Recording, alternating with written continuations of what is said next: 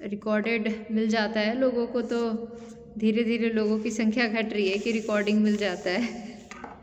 चलिए तो आज हम लोग शुरू करते हैं। लास्ट है हमारा ये कफ, इसके बाद फिर हम लोग आगे की ओर बढ़ेंगे। 3 बार ओम का उच्चारण कर लेते हैं।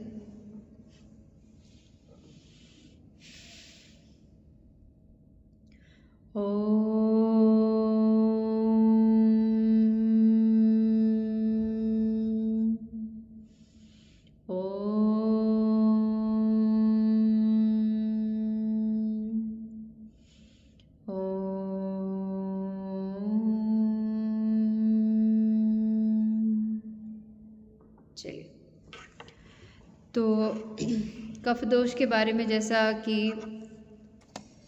मैंने आपको बताया था कि सारे दोष किसी न किसी एलिमेंट से रिलेटेड हैं। तो जो हमारा कफ दोष है वो है वाटर और अर्थ का कॉम्बिनेशन। तो वाटर और अर्थ कफ जब हमारा बढ़ता है तो ये डोमिनेंट हो जाता है, जिसके चलते इनके अंदर एक स्थायीपन, एक हैवीनेस सा आ जाता है। जनरली अगर हम कफ दोषाज के कैरेक्टर्स की बात करें कि कफ दोषाज अगर जिनमें बढ़ा हुआ है या कफ प्रकृति के जो लोग हैं वो कैसे होते हैं, उनकी कैरेक्टर्स क्या क्या होती है, तो कहा जाता है कि इनका वेट ज़्यादातर बढ़ा हुआ रहता है। मतलब ये नहीं कहेंगे कि जिनका वेट ज़्यादा है तो वो कफ दोषाज के ही डोमिनेंस हो या उनमें डोमिनेंसी है, जनरली ये नहीं कह सकते। लेकिन 90% चांसेस होती हैं कि अगर आपका वेट गेन है तो आप कफ दोषा से ग्रसित हैं, मतलब आपकी दोष जो है वो बैलेंस्ड नहीं है।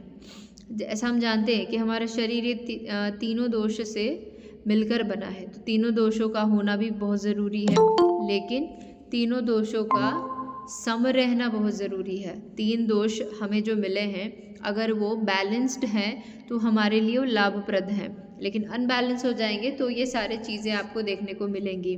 वो काफ़ी फूडी होंगे, उन्हें कुछ कुछ खाने की क्रेविंग कहने का मतलब भूख नहीं लगेगी, उन्हें क्रेविंग्स होगी। तो एक भूख लगना, एक क्रेविंग्स, ये दोनों अलग अलग चीज़ें हैं।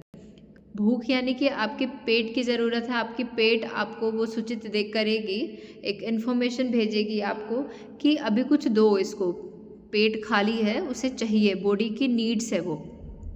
लेकिन क्रेविंग आपको ऐसा इनकरेक्ट इन्फॉर्मेशन देगा, वो एक तरह से मेंटली और हार्मोनल्स एक तरह से वो इन्फॉर्मेशन है जो आपको पिक कर रही है ना, बीच बीच में वो पिक कर रही है कि कुछ खाओ कुछ खाओ। एक्चुअल में भूख नहीं है, बॉडी की नीड भी नहीं है, लेकिन वो उसी चीज़ों को हम क्रेविंग्स कहते हैं यहाँ पे।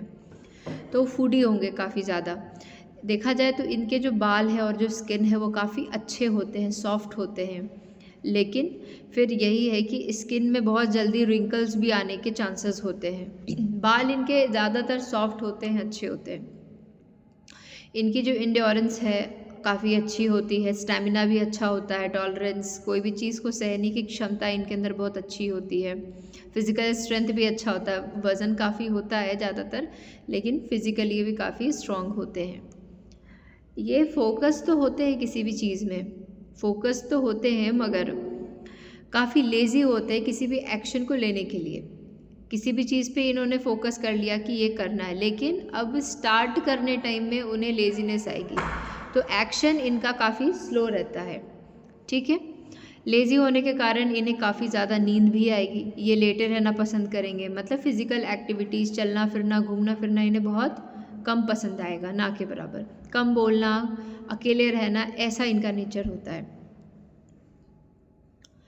जनरली जो कफ का काम है वो हमारे ब्रेन और हार्ट, मतलब कि हमारा हृदय और हमारे ब्रेन के बीच में एक बैलेंस को मेंटेन करके रखना होता है कफ का काम। लेकिन अगर कफ बिगड़ता है यानी कि वो इनबैलेंस होता है तो फिर बॉडी में फिजिकल वीकनेसेस भी देखने को मिल जाएगी, लेजीनेस भी देखने को मिल जाएगी, काफ़ी वो ज़्यादा मतलब बोरियत फील करेंगे हर चीज़ों में, चिड़चिड़े से होने लग जाएंगे, थोड़े उदास हो जाएंगे, चिड़चिड़े, वो ऐसे पित्त वाले प्रकृति नहीं दिखाएंगे कि वो लड़ेंगे या बोलेंगे या गुस्सा करेंगे, नहीं, वो फिर एकदम ही शांत हो जाएंगे। उन्हें जब गुस्सा आएगा, उन्हें जब बोर फील होगा तो वो कटना पसंद करेंगे बजाय चिल्लाने के या लड़ने के।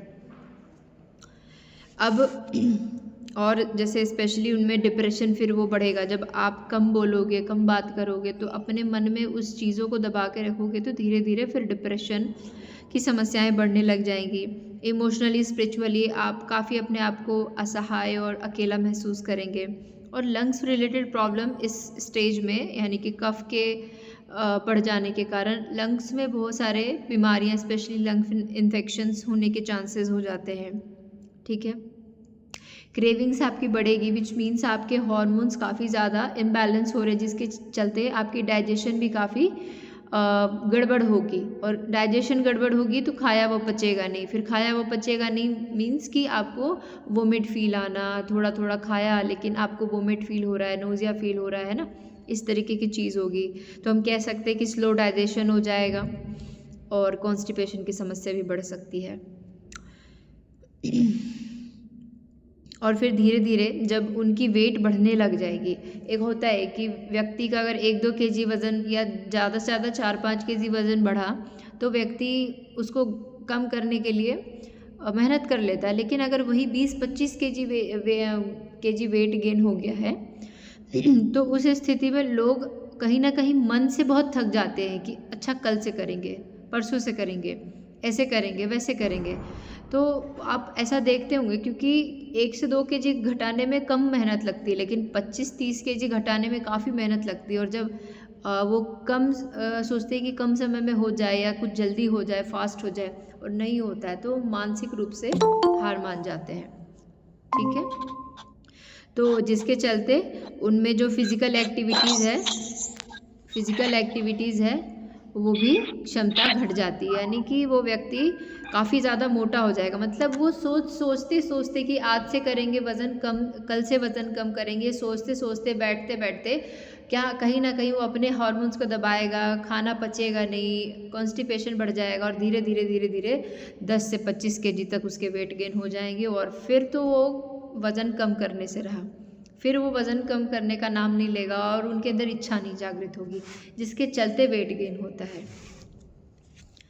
अब हम अगर जानें कि क्या टिप्स है वेट लॉस के या स्पेशली कफ के बैलेंस के, तो सबसे पहला तो हमारा आहार, इसीलिए हम इस पे चर्चा कर रहे हैं। हमारा मेन, और हम लोग हैं योग से जुड़े हुए, लेकिन आहार को पर्टिकुलरली हम लोगों ने फर्स्ट में इसीलिए रखा डिस्कशन के लिए क्योंकि आहार की जानकारी होना बहुत ज़रूरी है। और आहार के विषय में भी बहुत सारी बातें भी है। अभी तो सिर्फ हम दोष के बारे में बात कर रहे हैं। अगर आप स्टार्टिंग से जुड़े होंगे तो आपको मैंने बताया था कि धातु के बारे में भी बताऊंगी, मल के बारे में भी बताऊंगी, और इससे पहले दोष के बारे में, ये दोषों के बारे में ही केवल चर्चा हो रही है। आगे चल के जब आप थोड़ा थोड़ा इसमें कवर अप हो जाएगा तब हम इस पे और डीप जाएंगे। मतलब कि अभी हम लोग ऊपर बस देख रहे हैं, अभी एक्चुअल में हम लोगों ने छलांग लगाया नहीं है, गोता लगाया नहीं है आयुर्वेद के ग्रंथों में। ठीक है, जब ये तीनों ख़त्म कर लेंगे तो फिर एकदम सीधे हम श्लोक उठाएंगे आयुर्वेद के ग्रंथों से और उस श्लोक का अर्थ निकाल करके समझाने की कोशिश करेंगे। तो राइट फूड यानी कि खाना सही होना चाहिए, आपकी स्थिति के अनुसार क्या खाना है क्या नहीं खाना है उसका सही चयन करना है। रेगुलर वॉकिंग वर्कआउट बहुत ज़रूरी है। अपने आप को सोशली एक्टिव रखिए, 4-5 लोगों के बीच में आप जाइए, बात करिए, मिलिए जुलिए, क्योंकि ऐसे लोग बहुत ज़्यादा अलग रहना पसंद करते हैं। तो आप अपने इसके विपरीत चीज़ों को फॉलो करने की कोशिश करिए। ऐसे लोगों को ठंड बहुत जल्दी लगती है। कफ का मतलब हम वो कफ से नहीं बात कर रहे कि जब सर्दी खांसी वाला जो कफ हमें होता है, जनरली ये दोष है, लेकिन कहीं ना कहीं इस दोष से हमारे एक्चुअल जो कफ होते हैं ना, सर्दी खांसी वाला कफ, वो भी रिलेट करता है। तो ऐसे लोग अगर थोड़ा सा भी कुछ आइसक्रीम वगैरह खाया, ऐसी कुछ फल वगैरह खा लिए शाम में, तो बहुत जल्दी उनका कफ बढ़ सकता है और बहुत जल्दी उन्हें सर्दी हो सकती है, सर्दी खांसी वगैरह।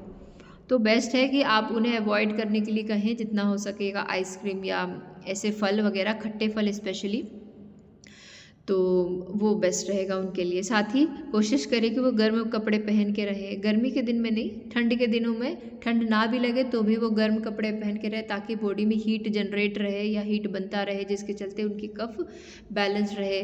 आदत लगाएं कि वो व्यक्ति जो है जिनका कफ बढ़ा हुआ है वो ल्यूकवार्म वाटर लेते रहें। फिर उसके बाद जैसे कि कफ वगैरह बढ़ता है तो सर्दी खांसी में आप स्टीम वगैरह भी ले सकते हैं, वो भी बहुत अच्छा है, तुलसी का स्टीम वगैरह। चलिए फिर उसके बाद हम आगे की ओर बढ़ते हैं।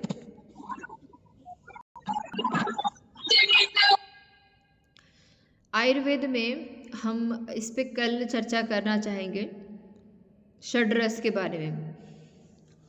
आई थिंक कि कल का क्लास थोड़ा लंबा हो जाए, इसीलिए मैं चाह रही हूँ कि कल हम लोग समय से थोड़ा पहले जुड़े। ठीक है, षड्रस के बारे में मैं बताना चाहूँगी, ज़्यादा अभी फ़िलहाल नहीं बताना चाहूँगी। षड का मतलब होता है छः, रस मतलब कि लाइक आयुर्वेद में भोजन से बनने वाले जो है एक्चुअल, जब हम रस भोजन को गारे तो उससे एक रस निकलता है, जैसे फलों को गारते हैं रस निकलता है, तो एक्चुअल हमारे बॉडी में वो रस ही लगता है। डायरेक्ट चावल दाल जाके लगेगा नहीं, चावल दाल को कहीं ना कहीं उससे निकाला गया जो रस है।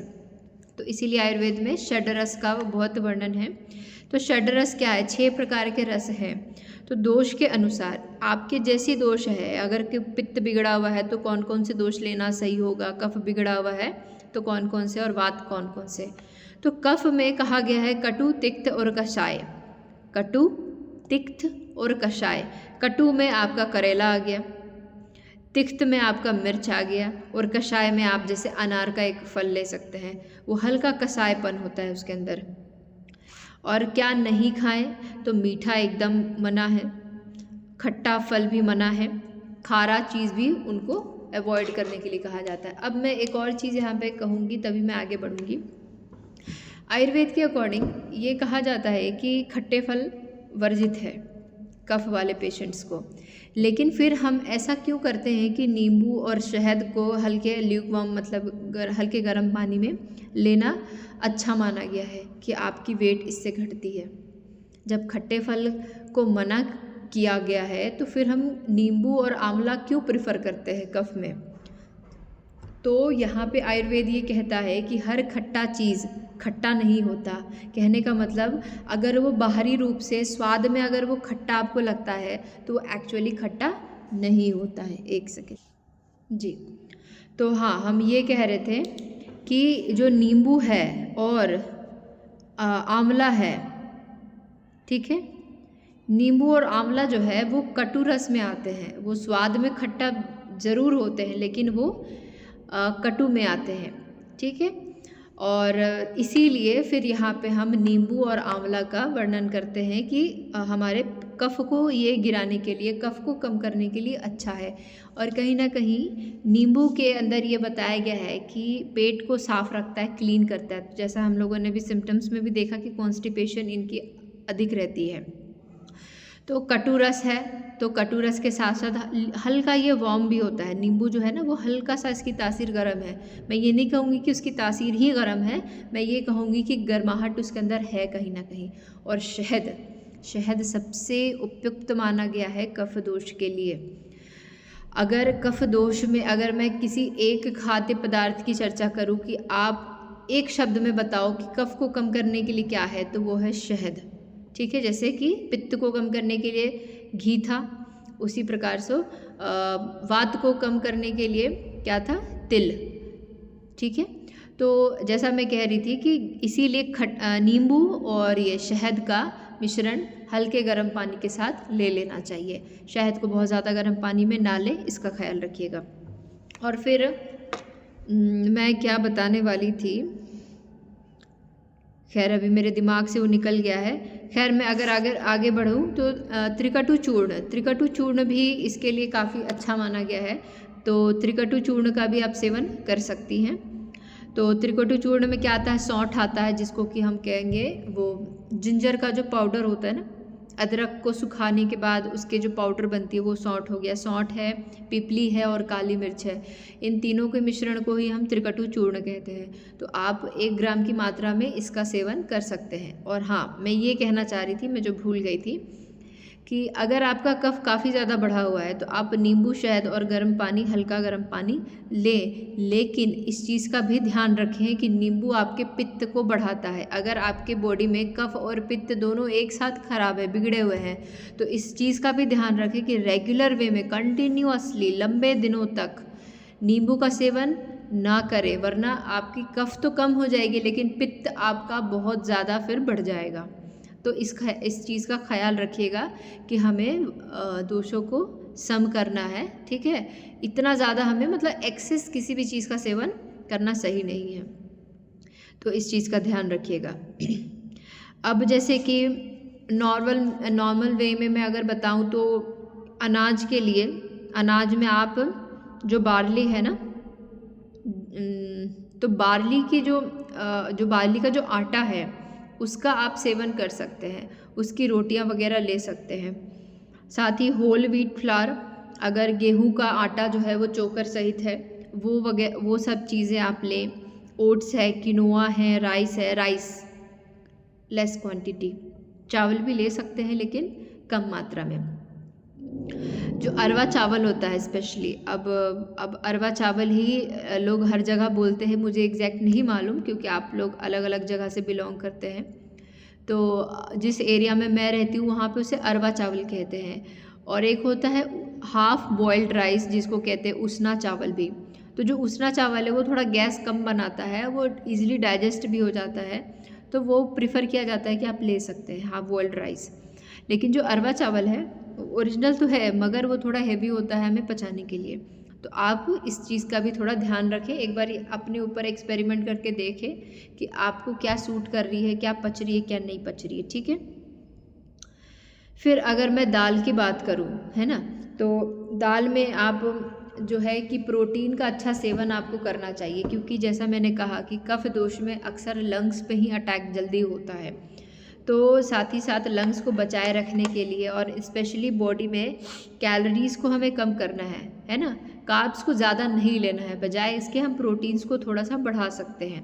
तो इसीलिए हम कह सकते हैं कि दाल आप अच्छे से लीजिए, हर प्रकार के दाल आपके लिए अच्छा है। लोबिया का दाल हो गया, ये सब आपने अगर सुना होगा तो ये बहुत अच्छा है। कुर्थी का दाल वगैरह और भी बाकी जितने भी अलग अलग प्रकार के दाल है आप सबका सेवन करिए अगर आपके लिए वो इजीली डाइजेस्टेबल है तो, क्योंकि ऐसे साफ साफ कहा गया है कि दाल आपके लिए अच्छा है, उसमें कोई खास ज़्यादा नुकसान नहीं है। नट्स एंड सीड्स है ना, अखरोट वगैरह हो गया, बादाम हो गया, ये सारे सोक्ड करके आप मॉर्निंग में भी ले सकते हैं। और सीड्स वगैरह भी, जैसे आमंड सीड्स है, सॉरी आमंड सीड्स नहीं, वाटरमेलन सीड्स हो गए हैं ना, पम्पकिन सीड्स हो गए, एंड स्पेशली चिया सीड्स और फ्लैक्स सीड्स, आप इसको ज़रूर अपने डाइट में इन्वॉल्व कर सकते हैं। और लंग्स की इम्यूनिटी बढ़ाने के लिए भी ये सारे नट्स एंड सीड्स बहुत अच्छे हैं, क्योंकि हमारी इम्यूनिटी लो हो जाती है ना, बहुत जल्दी थकान महसूस कर जाते हैं। क्यों? क्योंकि शरीर नहीं थक रहा है, शरीर भारी भरकम हो गया है, तो हम मन से भी कहीं ना कहीं थकते हैं। शरीर आपको ऐसा इन्फॉर्मेशन दे रहा है कि आप बैठ जाओ, आप आराम करो आराम करो आराम करो, इस तरीके का वो इन्फॉर्मेशन दे रहा है। लेकिन देखा जाए तो फिज़िकली वो बहुत स्ट्रांग है अगर चाहें तो, ठीक है। भुना चना आपके लिए बहुत अच्छा है, फिर भुना चना भी आप ले सकते हैं, और या फिर स्प्राउट्स वगैरह भी आप ले सकते हैं। और कसेलापन के कारण भी चिया सीड्स और फ्लैक्स सीड्स को यहाँ पे अच्छा कहा गया। कसेला स्वाद है ना, कटु स्वाद, कसेला स्वाद इनके लिए बहुत अच्छा है। तो करेला हो गया, चिया सीड्स हो गया, फ्लैक्स सीड्स हो गया, ठीक है। तो ये सब चीज़ों का भी सेवन करवा सकते हैं। मेथी सीड्स, हाँ वो भी काफ़ी कड़वा होता है, मेथी सीड्स भी आप दे सकते हैं। बस हर चीज़ का ध्यान रखना है कि लिमिटेड क्वांटिटी में होना चाहिए, बहुत ज़्यादा लंबे समय तक लगातार नहीं लेना है। आप 2-4 दिनों का गैप कर करके आप ले सकते हैं, वीकली ले सकते हैं ना, इस तरीके से ले सकते हैं। डेयरी प्रोडक्ट्स में बॉइल्ड मिल्क है, कुक्ड मिल्क है, कुक्ड मिल्क प्रोडक्ट्स है, ये सब आपका सेवन कर सकते हैं। लेकिन ध्यान रहे लंच के बाद आप बॉइल्ड मिल्क या कुक्ड मिल्क प्रोडक्ट्स ज़्यादा ना लें, क्योंकि आपकी डाइजेशन स्लो है। तो आफ्टर लंच हमारी कहीं ना कहीं अग्नि मंद पड़ जाती है, जिसके चलते हम इन सब चीज़ों को पचा नहीं पाएंगे ईजिली। वेज नॉन वेज तो अगर आयुर्वेदा के अकॉर्डिंग देखा जाए तो ये लेना ही नहीं चाहिए। अगर आप फिर भी ले रहे हैं तो आप एग वाइट्स ले सकते हैं या फिर मछली का सेवन, फिशेस का सेवन कर सकते हैं। रेड मीट तो बिल्कुल भी नहीं लेना है। वेज एंड फ्रूट्स, अगर आप वेजिटेबल्स की बात करें तो green leafy vegetables and colourful vegetables आपके लिए बहुत अच्छा माना गया है। साथ ही साथ फ्रूट्स में मैंने जैसे शुरुआत में मैंने बताया कि आपको खट्टे फल को अवॉइड करना है, सिवाय आंवला और नींबू के, क्योंकि आंवला और नींबू खट्टे में नहीं आता है, अम्ल में नहीं आता है, वो कटु में आता है, इसीलिए, ठीक है। मौसम्बी है, पाइनएप्पल है, ये सब चीज़ों का सेवन नहीं करना है। और लिक्विड में आप सूप वगैरह ले सकते हैं। सूप में आप जैसे जनरली जो सूप बनाते हैं ना हम, वहाँ पे हम देखते हैं कि कॉर्नफ्लावर का इस्तेमाल लोग ज़्यादा करते हैं, अरारोट का इस्तेमाल। तो बजाय अरारोट के आप वहाँ पे कुट्टू का आटा डाल सकते हैं, रागी का आटा डाल सकते हैं ना। कहीं ना कहीं हम कॉर्नफ्लावर लेते हैं उस सूप को थोड़ा थिकन करने के लिए, है ना, थोड़ा गाढ़ापन लाने के लिए। तो बजाय आप कॉर्नफ्लावर के आप 1 चम्मच रागी का आटा डाल दीजिए, आप 1 चम्मच कुट्टू का आटा डाल दीजिए, और उसके बाद वो वाटर लिक्विड जो है आप उसमें वेजीज में डालिए, और देन उसको अपना 1-2 बॉईल करके अपना उसको पीजिए। स्वाद में कोई खास ज़्यादा अंतर नहीं आएगा, बजाय उसके वो हेल्दी और हो जाएगा। तो जब आपको ऐसा फील होगा कि मैं हेल्दी चीज़ खा रही हूँ, तो स्वाद भी धीरे धीरे आ जाएगा। ठीक है, 1-2 दिन आपको अजीब सा लगेगा, मगर ये हमारे हेल्थ के लिए अच्छा है, और नॉर्मल पर्सन भी इसका सेवन कर सकते हैं। काढ़ा वगैरह आप ले सकते हैं। काढ़ा में जैसे कि लौंग हो गया, दालचीनी हो गया, अदरक हो गया, ये सब आपके लिए बहुत अच्छा है।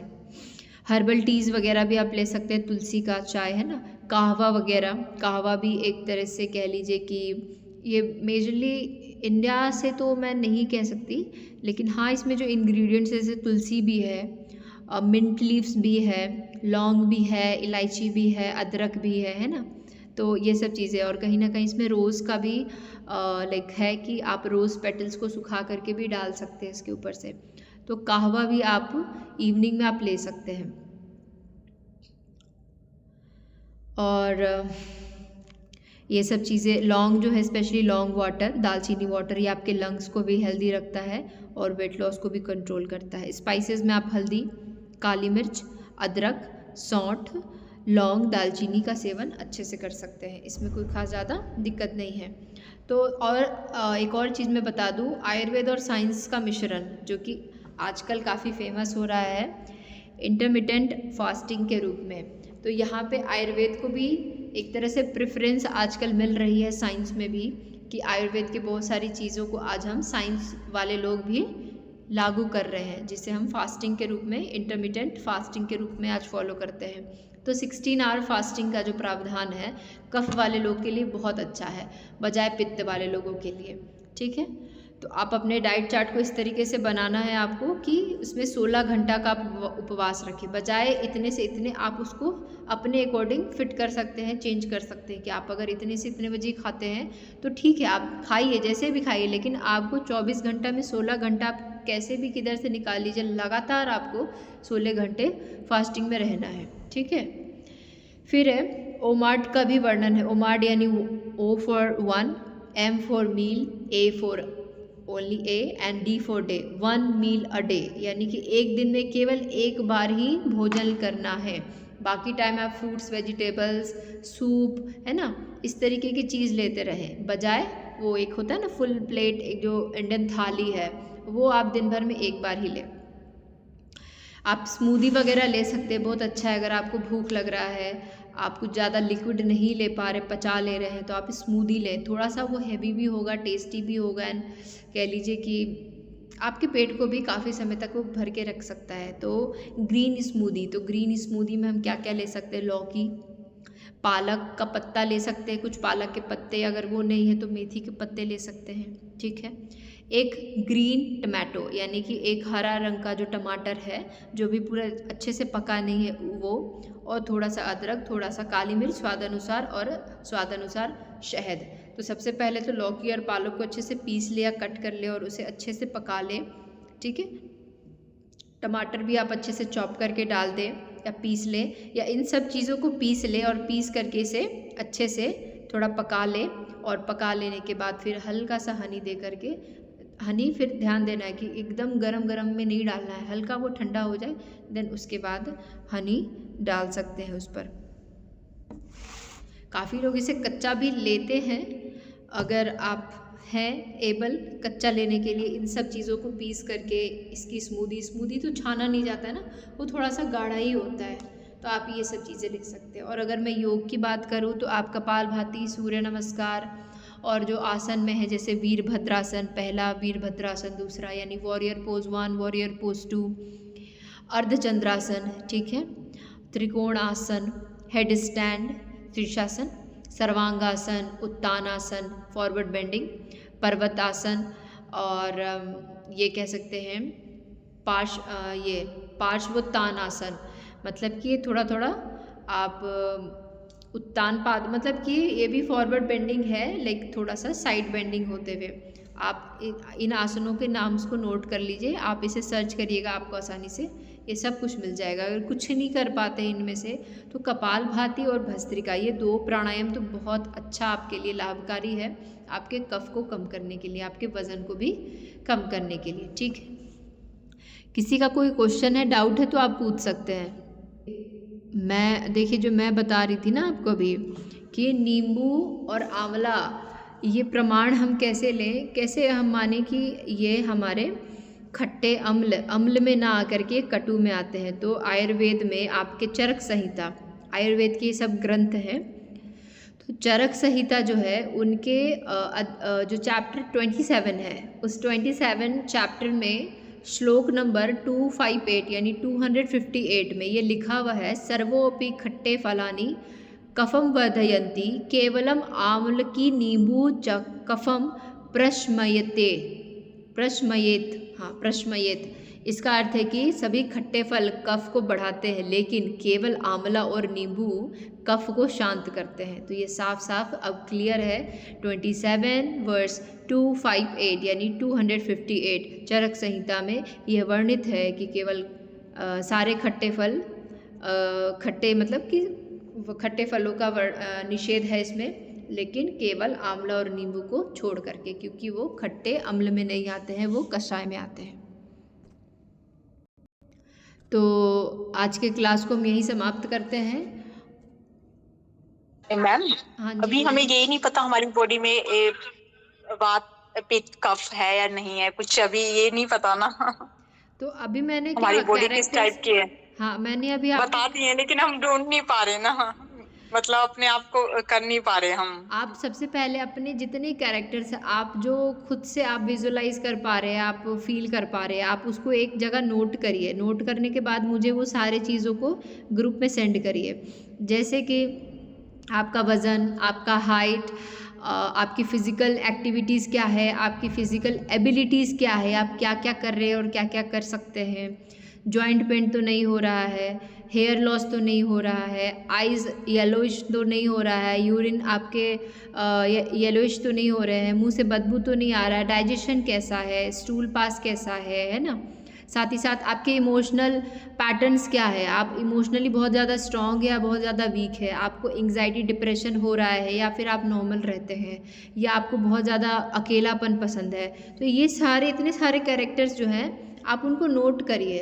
1 दिन लगे, 2 दिन लगे, 3 दिन लगे, आप अपने आप को एनालाइज करिए। अब जब आपने वात पित्त कफ तीनों अच्छे से सुन लिया है, अब आप जब एनालिसिस करेंगे तो आपको 50%, मेरा ये गारंटी है कि 50% तो आप खुद से ही पहचान जाएंगे कि आप में क्या है ना।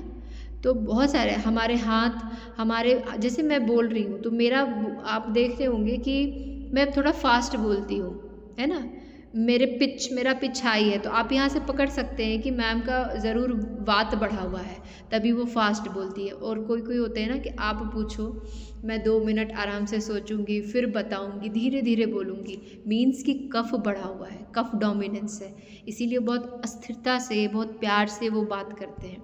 लेकिन जिनका कफ बढ़ा हुआ, पित्त बढ़ा हुआ रहता है, या फिर जिनका स्पेशली वात बढ़ा हुआ रहता है, वात मीन्स क्या, मूवमेंट फास्ट, तो बोली में भी वो बहुत ज़्यादा फास्ट रहेंगे, है ना, वो धीरे और आराम से बोलेंगे ही नहीं, उनका वोकल ही होता है फास्ट स्पीकिंग। तो ये भी एक आप पकड़ सकते हैं ना, उनके फिज़िकल, उनके मेंटल, उनके सोशल। आप अपने परिवार वालों से भी अगर मैं चाहूँ तो आपके पूछ के निकाल सकती हूँ, जैसे आपके बच्चों से कि मम्मी क्या करती है, ऐसे करती है, वैसे करती है, तो बच्चे बताएंगे कि मम्मी का नहीं कैरेक्टर ऐसा है। हस्बैंड से पूछूंगी तो नहीं, मेरी वाइफ का कैरेक्टर ऐसा है। आपके फ्रेंड्स एंड फैमिली से पूछूंगी तो मैं वहीं से फिर पता कर लूँगी। ठीक है, तो आप अपने कैरेक्टर्स को, फिज़िकल, मेंटल, सोशल, हर प्रकार के कैरेक्टर्स को एक कॉपी में लिखना चालू करिए, और रोज़ स्वाध्याय ज़रूर करिए। मैं योग से हूँ तो मैं स्वाध्याय के बारे में इसीलिए भी बता रही हूँ क्योंकि बिना स्वाध्याय के आप अपने जीवन में कुछ भी नया अचीव नहीं कर सकते हैं। सिर्फ शादी कर लेना, बच्चे पैदा कर लेना, या फिर अच्छा कोई नौकरी ले लेना, अच्छा घर परिवार मिल जाना ही हमारे लिए नहीं है।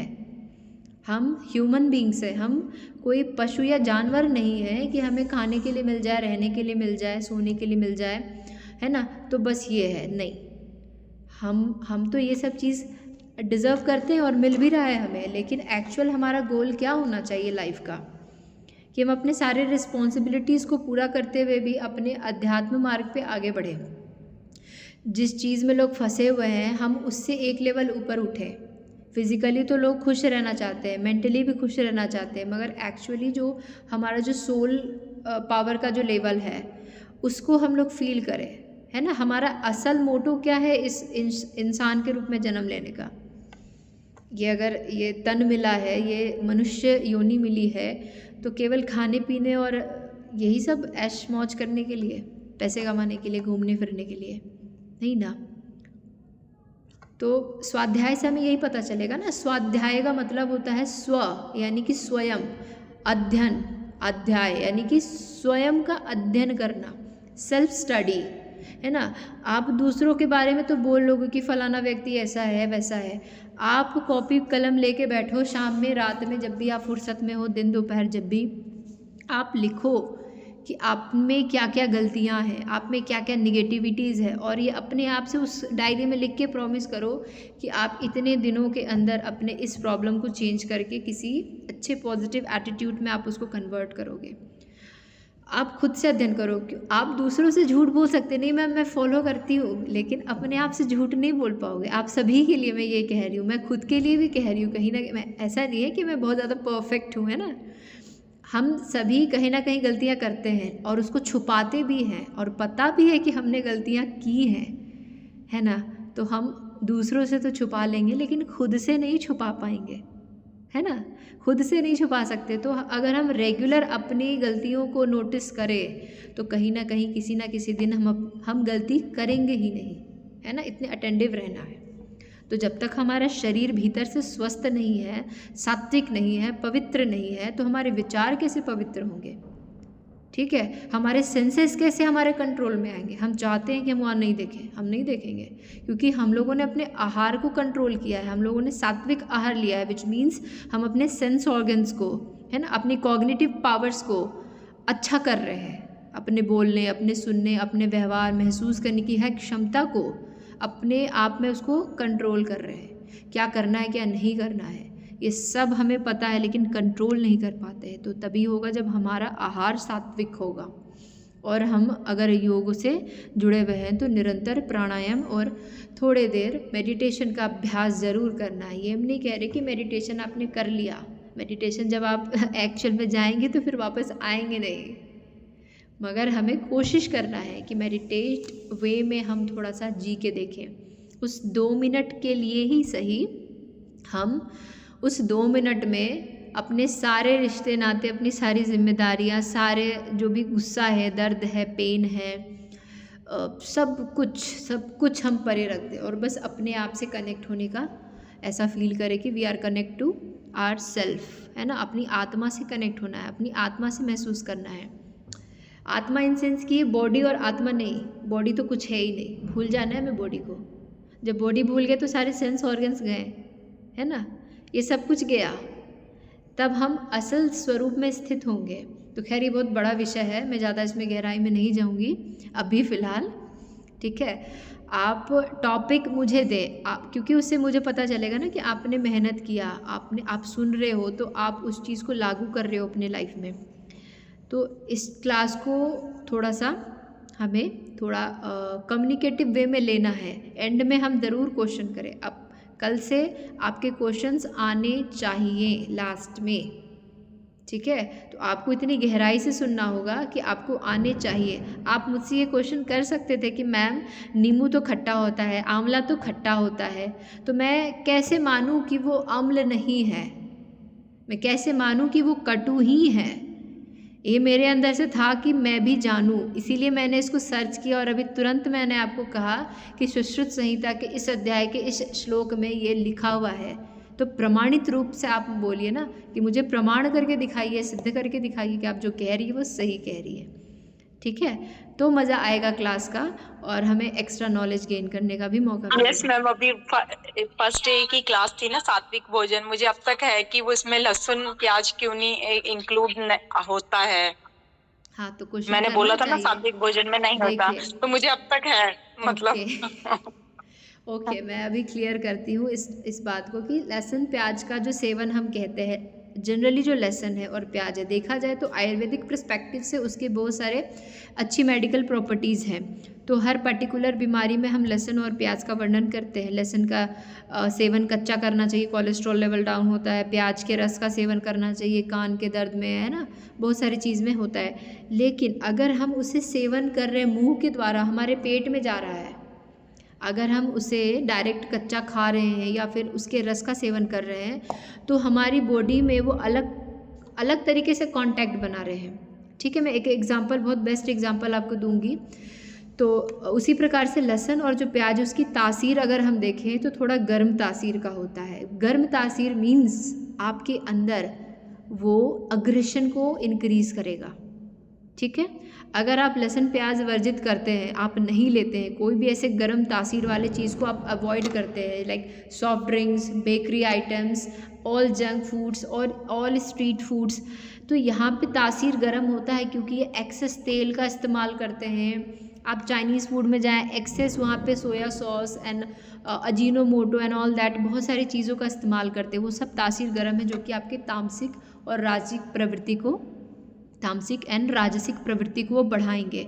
मगर सात्विक में हमें हर प्रकार से शांत होना है। ठीक है, तो लहसुन प्याज को इसीलिए वर्जित कहा गया है क्योंकि उसकी तासीर गर्म होती है, इसीलिए। और भी बहुत सारी सब्जियां भी है जिसे हम वर्जित करते हैं, जैसे कि बंद गोभी को भी हम कहते हैं कि नहीं लेना चाहिए ज़्यादा मात्रा में। तो कुछ कुछ ऐसी सब्जियां हैं ना, जैसे आलू है, ये हमारे भारतीय मूल हमारा यहाँ का नहीं है। ये सब्जी ये बाहर से आई है और यहाँ पे अब काफ़ी प्रचुर मात्रा में इसको कल्टीवेट किया जा रहा है। मगर एक्चुअल में जैसे कि बैंगन है, लौकी है, परवल है ना, ये सब कुछ 2-4-5 सब्जियां हैं, है ना, हाँ बैंगन भी है। तो ये सब चीज़ें ना हमारे इंडियन वेजिटेबल्स हैं, जो कि ऑलरेडी सात्विक प्रवृत्ति को ही शो करती थी। लेकिन बाद में जो बाहरी ट्रेडर्स वगैरह आए तो धीरे धीरे बहुत सारी चीज़ हमारे देश में आई और फिर इसका कल्टीवेशन हुआ। इनफैक्ट आई थिंक कि ग्रीन चिली भी हमारे देश का नहीं है, आई थिंक, मैं कंफर्म नहीं हूँ। तो आप देख सकते हैं ग्रीन चिली भी आपके अंदर एक लाइक जैसे लहसुन प्याज में एक पंजेंट जिसको कहते हैं ना, हाँ तामसिक या पंजेंट जिसको कहते हैं ना, तीखा स्मेल, जैसे प्याज और लहसुन का एक तीखा एक पंजेंट सा स्मेल होता है। वो सब चीज़ कहीं ना कहीं वो आपको राजसिक प्रवृत्ति में, यानी बहुत ज़्यादा अंदर से टॉकेटिव, बहुत ज़्यादा आपको एक हाई और ये कॉन्फिडेंस लेवल तो बहुत बूस्ट करता है। लेकिन कहीं ना कहीं हमें शांत रहना है, स्थिर रहना है ना, तो हमें सत्व की ओर बढ़ना है। मगर देखा जाए तो हमें संन्यास भी नहीं लेना है, वैरागी भी नहीं बनना है, हमें गृहस्थ जीवन में रहना है। तो हम लहसुन प्याज का सेवन कर सकते हैं। अगर आप संन्यास धर्म का पालन कर रहे हैं, आपके अंदर काम की इच्छा शांत करनी है पूर्ण रूप से, तब आप इन चीज़ों का निषेध करें। मगर हम गृहस्थ जीवन में जा रहे हैं या गृहस्थ जीवन का पालन कर रहे हैं तो काम इच्छा भी हमारे लिए बहुत ज़रूरी है। वरना अगर हम लहसुन प्याज का सेवन कम कर दें तो हमारे अंदर काम इच्छा भी धीरे धीरे समाप्त होने लगेगी, जो कि हमारे लिए अच्छी भी नहीं है। तो सेवन करें मगर एक लिमिटेड क्वांटिटी में उसका सेवन करें तो हमारे लिए बहुत अच्छा है ना। अगर उसका अत्यधिक सेवन करें, ऐसी चीज़ों का सेवन करें जिसमें अधिक से अधिक लहसुन है, प्याज है, जैसे मीट है ना। आप नॉनवेज की बात करें तो उसमें उसके स्मेल को दबाने के लिए बहुत ज़्यादा हम लहसुन प्याज का उसमें सेवन करते हैं, बहुत ज़्यादा स्पाइसेस का सेवन करते हैं। तो ये तामसिक राजसिक पूरा का पूरा एकदम फुल ऑफ तामसिक राजसिक से ये प्रचुर भरा पड़ा है। तो आप क्लियर हो रहे हैं। अब मैंने जैसे कहा था, एक एग्जाम्पल मैं देती हूँ। अगर सांप आपको काटता है तो आप मर जाते हैं सांप के जहर से, समय रहते अगर बचा लिया गया तो अलग बात है। लेकिन यदि आप विष पान करते हैं, उसके जहर को पीते हैं, तो आप नहीं मरिएगा। आप तभी मरिएगा जब आपके पेट में किसी प्रकार का अल्सर है या किसी प्रकार का घाव या फोड़ा है, ठीक है। तो जब आप उसको पीते हैं तो आपके इंटेस्टाइन में वो ओपन पार्ट, जो ओपन वुंड है, ओपन घाव है, उसमें उस जहर का प्रभाव आएगा और वो आपके ब्लड में डायरेक्ट सर्कुलेट करेगा। लेकिन अगर पेट में कहीं भी कटा फटा नहीं, कोई अल्सर नहीं, कोई घाव नहीं, पूरा एक लाइक जो नॉर्मल एक हेल्दी ट्रैक होता है, डाइजेस्टिव ट्रैक, तो आप अगर विष भी पान करें तो वो हमारे शरीर से जैसा का तैसा ही निकल जाएगा, वो पचेगा ही नहीं, क्योंकि प्रोटीन का एक कॉम्प्लेक्स फॉर्म है जहर। जो जहर है, जो पॉइजन है, it's a very complex form of protein, specially snake का जो जहर है, ठीक है। तो अगर आपके पेट में अल्सर घाव हुआ नहीं है तो आप जहर पीजिए, आपको कुछ नहीं होगा, ये साइंटिफिकली अभी प्रूवन है, ठीक है। लेकिन अगर पेट में कहीं भी किसी रूप से आपके घाव वगैरह है तो वो आपके डायरेक्ट ब्लड सेल्स में जाएगा, ब्लड स्ट्रीम्स में जाएगा, जो कि आपको फिर आपके नर्वस सिस्टम, आपके लिम्फेटिक सिस्टम्स को ये एक बार में डिस्ट्रॉय करेगा, स्लोली करते करते करते। तो अलग अलग सांप के अलग अलग अपने पॉइजन होते हैं, कोई तुरंत, कोई स्लो, कोई बहुत गंदे तरीके से, अलग अलग प्रकार का जहर होता है। उसी तरीके से आप बंधा गोभी खाते हैं, यानी कि कैबेज, वो भी पूरी तरीके से नहीं पचता है। आप जो सोया चंक्स ले रहे हैं, न्यूट्रेला, वो भी सबसे वर्स्ट कह लीजिए कि आइटम है प्रोटीन लेने का। आप इस पर सर्च करिए, विशेष रूप से सोया चंक्स पे। अगर आपको प्रोटीन ही लेना है तो इसके अलावा आप किनोआ का सेवन करिए, आप स्प्राउट्स का सेवन करिए, बहुत सारे ऐसे फ्रूट्स हैं, वेजिटेबल्स हैं। ये बहुत मिथ बना हुआ है कि इन चीज़ों में ही प्रोटीन है, इन चीज़ों में ही विटामिन है, इन चीज़ों में ही लाइक विटामिन सी है, सिट्रिक एसिड्स है एंड ऑल दैट, जो भी अब तक हमने सुना आया है, जो पढ़ते आए हैं बचपन से। तो इस पर हम सर्च करें और अच्छे से देखें कि एक्चुअल में इसमें कितनी मात्रा में होती है वो चीज़, ठीक है। और जिस पे हम इमेजिन भी नहीं करते, वो सारी चीज़ उसमें पाई जाती है प्रचुर मात्रा में, ठीक है। तो हमें प्रोटीन का गुड आइटम्स यानी गुड सोर्स ढूंढना है, ना कि सुनी सुनाई बातों पे जल्दी विश्वास कर लेना है, क्योंकि अब हम लोग 21st सेंचुरीज़ में पहुंच गए हैं, आने वाले हैं, ठीक है। अब इसको और ख़त्म करने वाले हैं, तो अब हमारे पास बहुत सारी ऐसी चीज़ें उपलब्ध है कि हम हर चीज़ का एक लॉजिक आंसर देख सकते हैं और प्रूवन होना चाहिए, ठीक है। तो ये ऐसा था। तो अभी क्लियर हो गया लेसन पे आज वाला कॉन्सेप्ट कि क्यों नहीं लेना चाहिए, ले भी तो लिमिटेड क्वांटिटी में होना चाहिए, ठीक है प्रीति जी। मैम श्रेया जी, ये जो आपने फ्लैक्सीड और चिया सीड्स के लिए बताए, वो कितना दिन लेना है और कितने दिन स्टॉप करना है? क्योंकि मैं चिया सीड लेती हूँ मॉर्निंग में, और मैं फ्लैक्सीड और ये सारे ये पम्पकिन सीड, ये सनफ्लावर सीड और सब मिला के मैं उनको मिक्सी में, एक अखरोट और ये सब डाल के मैं मिक्सी में करके ले लेती हूँ। तो ये चिया सीड्स और ये लेने से क्या बेनिफिट्स होते हैं बॉडी में? हाँ, देखिए, सबसे पहले तो हमें ये देखना है कि हम बहुत बड़े एथलीट या बहुत बड़े अच्छे प्लेयर हैं, तो ये सब चीज़ अगर हम हमारे लाइफ में है तो ही हम किसी कॉम्प्लेक्स चीज़ को पचा सकते हैं। जैसे आपने कहा कि आप फ्रूट्स के साथ सारे सीड्स को ब्लेंड कर रहे हैं फ्रूट्स के साथ, तो मेरा ये मानना है कि आप फ्रूट्स को आप उसे डायरेक्ट वे में ग्रहण करें, उसमें कुछ ज़्यादा लाइक है ना ये सब नहीं, फ्रूट्स नहीं लेती मैं, फ्रूट नहीं, अखरोट लेती हूँ, ड्राई फ्रूट्स, एक अखरोट, थोड़ा काजू, थोड़ा बादाम और फ्लैक्स सीड और सारे सीड्स। चिया सीड तो मैं गर्म पानी और नींबू के साथ में ले लेती हूँ मॉर्निंग में, फिर मैं इसको थोड़ी देर बाद लेती हूँ। तो इसके क्या बेनिफिट हो रहे हैं मुझे बॉडी में?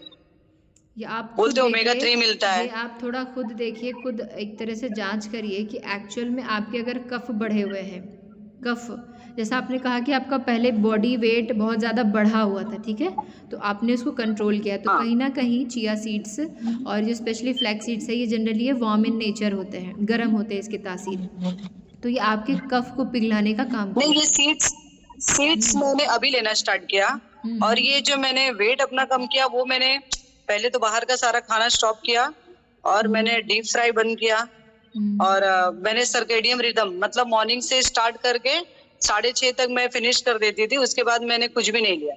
बहुत लिया तो गर्म पानी, जो कि मैं साल के 12 महीने लेती हूँ, ठंडा पानी मैं नहीं पीती हूँ, इससे मैं कोई फ्रूटी, ये सब माजा वगैरह भी नहीं, मतलब जो भी रहता है वो सब मैं नहीं लेती हूँ। तो ये सब मैंने खाने पे कंट्रोल करके मेरा वेट कम हुआ, प्लस 1.5-2 घंटे का एक्सरसाइज होता था, मेरा डीप मेडिटेशन होता था, इससे मेरा वेट कम हुआ।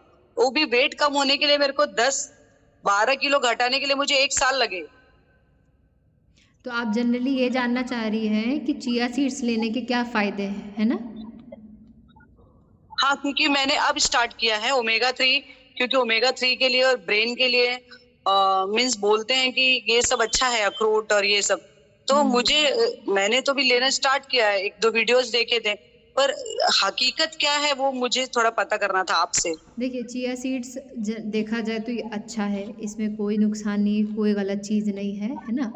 लेकिन मैंने जैसे कहा कि आप रेगुलर वे में इसका ज़्यादा सेवन नहीं करें, रेगुलर वे में, ठीक है। अच्छा, वार्म अच्छा। इन नेचर है हाँ, तो अभी हाँ। ठंड का दिन है तो भले आपको कोई ख़ास दिक्कत नहीं दिखेगा, लेकिन गर्मी के समय में इसको थोड़ा अवॉइड करना है, ठीक है।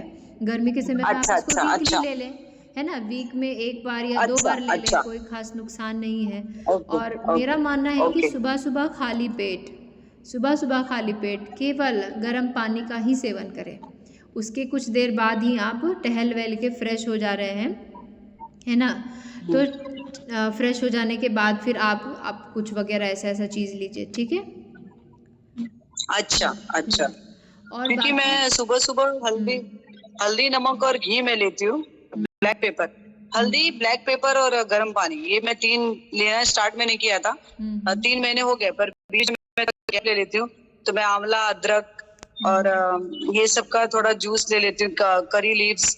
मैं थोड़ा-थोड़ा कुछ ना कुछ चेंज करते रहती हूँ। 2-2, 3-3 दिन एक ले लिया, फिर 2-2, 3-3 दिन ऐसे ले लिया, ऐसे करती हूँ। वैसे ले सकते हैं, कोई दिक्कत नहीं है। एंड फ्लैक्स सीड्स में आप उसमें कभी-कभी उसके अलग-अलग जैसे है कि उसको रोस्ट करके आप रख सकते हैं, आफ्टर लंच आप थोड़ा-सा उसका सेवन कर सकते हैं, वो भी आपके लिए अच्छा है। तो सीड्स वग़ैरह अच्छा, देखिए अच्छा। अगर देखा जाए तो मैं सीड्स के बारे में भी अच्छे से कल डिटेल बताऊँगी, अभी तो समय हमारा लिमिटेड था। तो सीड्स के बारे हाँ में जी, हाँ बहुत जी, हाँ सारी जी। चीज़ें हैं जिसको अभी हम नहीं कह सकते क्योंकि समय इसमें चाहिए। क्योंकि कुछ कहा गया हाँ है कि जी। सीड्स में कुछ ऐसी चीज़ें पाई जाती हैं जिसका अत्यधिक सेवन करने से वो पॉइज़न के रूप में भी कन्वर्ट हो सकता है, ठीक है? तो तो मैं इसको कितने दिन लें और कितने दिन छोड़ दें? जैसे कि आप वीकली ऐसा वंस लें या फिर अभी ऐसा? वीक में 2 दिन लीजिए, वीक में 2 दिन लीजिए, कोई दिक्कत नहीं है। हाँ, रेगुलर ले रहे हैं तो उसको थोड़ा कम कर दीजिए।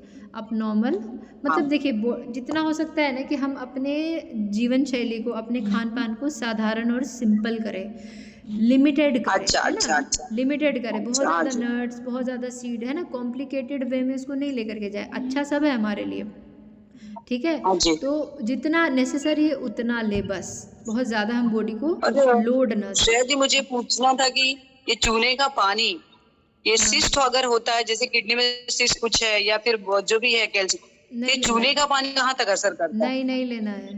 तभी अभी आपको भी रुकना है। चूने का पानी अभी नहीं लेना है। वो कैल्शियम के लिए तो अच्छा है, लेकिन अगर आप उसका मात्रा ज़्यादा बढ़ा देंगे, रेगुलर वे में बहुत ज़्यादा लेंगे, तो वो भी आपको दिक्कत कर सकता है चूने का पानी। कहा जाता है चूने का पानी आप अच्छा। लें या फिर दाल में उसको डाल कर के खाएँ, गेहूँ के दाने के बराबर चूना, तो आपके कैल्शियम लेवल को अच्छा करता गेहूँ, हाँ है। जी।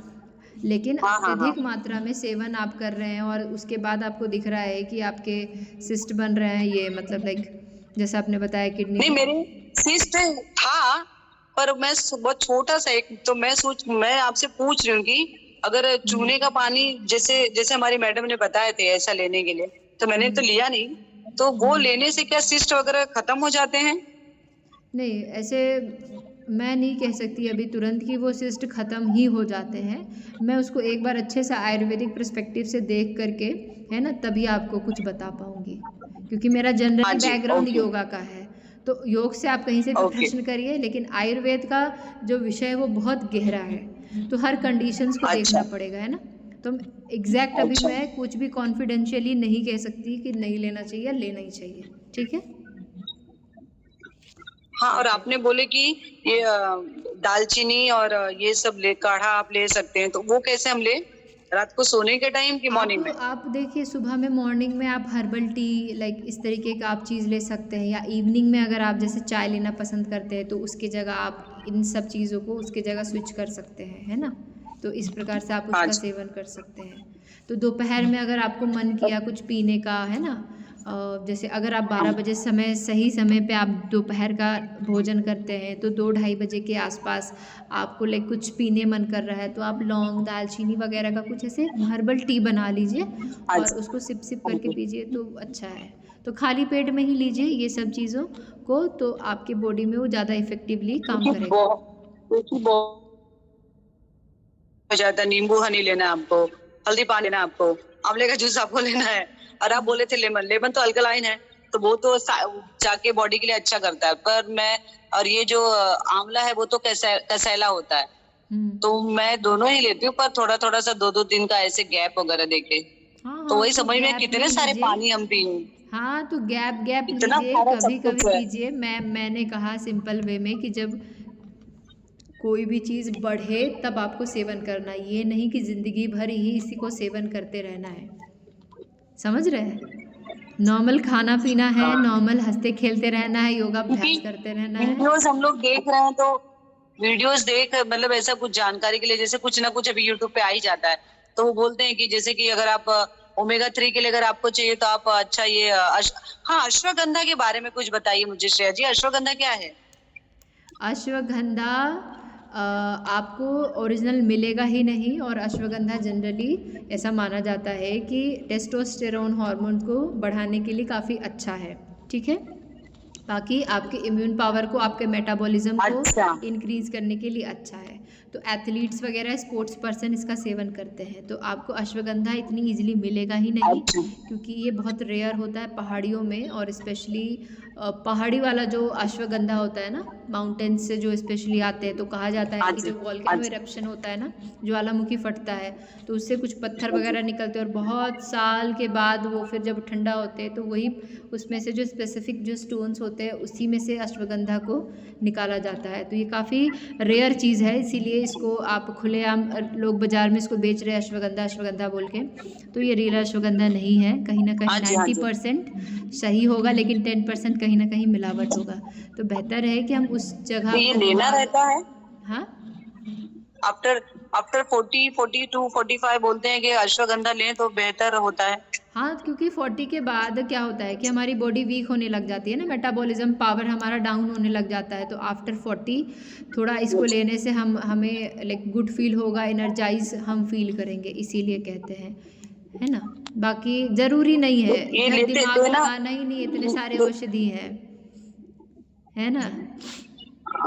ओके, ओके ओके, चलिए। क्योंकि टीचर्स हैं या फिर और लोग हैं, कुछ ना कुछ सब अपने एक्सपीरियंस बताते रहते हैं। हालांकि मैंने हाँ, लिया नहीं, बाकी का तो नींबू पानी और नहीं, ये सब जो डेली का है बात वो तो ऐसा मैं है कभी कि कभी स्विच आप, करके ले लेती हूँ। हाँ, आप किसी एक पब्लिश्ड कोई बुक जो अच्छी बुक है, जो कह लीजिए कि उसका ही आप अध्ययन करें। और अगर योगा, सॉरी, आप यूट्यूब पे भी अगर आप देख रहे हैं तो बहुत सारे वीडियोस आपको मिल जाएंगे, लेकिन 2-4% के ही वीडियोस को आप चुनिए जो अच्छे टीचर्स हैं। मैं आपको वीडियोस बता दूंगी, जैसे आप इनका सुन सकते हैं, आयुर्वेदाचार्या हैं, वो फीमेल हैं, वो काफ़ी अच्छा बताती, मुझे अभी एग्जैक्ट नाम नहीं आ रहा, पतली पतली सी हैं, बहुत अच्छा वो बताती हैं। और एक साउथ की हाँ, एक बहुत लेडी है, लोग हैं, 2-3 जन हैं हाँ, पतले से। वो भी महाराष्ट्र की ही है। और एक साउथ की एक लेडी है, वो काफ़ी ओल्ड है, उनका भी आप सुन सकते हैं। और थोड़ी सी, हाँ, वो हाँ, उनका बाकी, पॉडकास्ट आया था शायद, हाँ। बाकी हाँ आप हाँ राजीव हाँ, दीक्षित के लिखया जी ना, वीडियोस। बहुत लोग राजू दीक्षित का तो मैंने निचोड़ के बहुत बहुत निचोड़ा है उनके सारे वीडियोस को।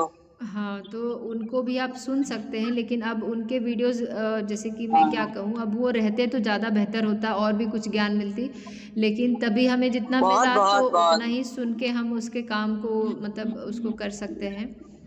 और उन्हीं भी उन्हीं का वीडियो ही सुना था मैंने बहुत अरसे पहले। बहुत उनके मतलब मैं क्या बोलूं, मैं उनको बहुत मैंने सुना है, उनको बहुत सुना है। अब मुझे याद नहीं कि मैंने उनका कोई भी ऐसा वीडियो बहुत सुना है, बहुत उनको, इसलिए तो उनके हाँ, जाने तो का बड़ा दुख था। तो उन्होंने ही चूने वगैरह का पानी और ये सब बताया था, इसके लिए मैंने आपको पूछा। और हमारी मैडम ने भी देखिए, तो सारा हर पानी है, हर वही बॉडी समझ नहीं आता, में चूना अलग पानी अलग, लो, हर नींबू बॉडी में पी अलग लो अलग कंडीशंस होते हैं अनीता जी, जैसे हर सबका बॉडी एक जैसा नहीं होता है। जैसे अभी किसी में, मेरे में वात बढ़ा हुआ रहता है तो मेरे में हाँ हाँ पित्त भी बढ़ा हुआ रहता है, किसी किसी कंडीशन में कफ भी बढ़ जाता है, यानी कि तीनों दोष एक साथ एक शरीर हाँ में आ हाँ जाते हैं। ठीक है ना। हाँ हाँ हाँ हाँ ठीक है, तो ये सब चीज़ें कंडीशन होती है, जब हम किसी को कुछ बता रहे होते हैं तो हमें उसके पूरे बॉडी का एनालिसिस करना पड़ता है तभी, ठीक है ना। हाँ हाँ हाँ हाँ। हम्म, चलिए, तो 3 बार ओम का उच्चारण करते चलेगा हैं। श्रेया जी? हम्म। हाँ, ओके ओके ओके, हाँ जी हाँ जी हाँ जी। ओम शांति शांति शांति। चलिए, सभी को शुभ रात्रि।